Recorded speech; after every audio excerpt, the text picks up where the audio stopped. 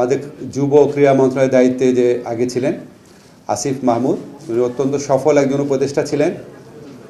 বিশেষ করে ক্রীড়াক্ষেত্রে উনি অনেক কাজ করেছেন, যুবক্ষেত্রেও কাজ করেছেন। ক্রীড়াক্ষেত্রে আমাদের এমন অনেক বিরল সাফল্য নিয়ে এসেছেন যেটা আগে কেউ পারে নাই। তারুণ্যের উৎসব নামে একটা খুবই ভালো একটা প্রোগ্রাম করেছেন। ডেন্টিস্টের পরামর্শ নাও নতুন কোলগেট অ্যাক্টিভ সল্ট।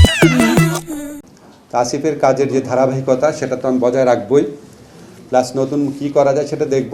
2 মাস খুব অল্প সময়, তবু আমি ঠিক করেছি 2টা আমার লক্ষ্য থাকবে।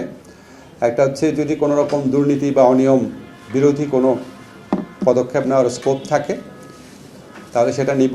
আর হচ্ছে ঢাকার বাইরে, বিশেষ করে যে আমি সবসময় ঢাকার বাইরে গেলে অন্য মন্ত্রণালয়ের দায়িত্ব নিয়ে শুনতাম যে ওখানে খেলাধুলা খুব করুণ অবস্থা, আমরা তো সব ঢাকা কেন্দ্রিক হয়ে গেছি।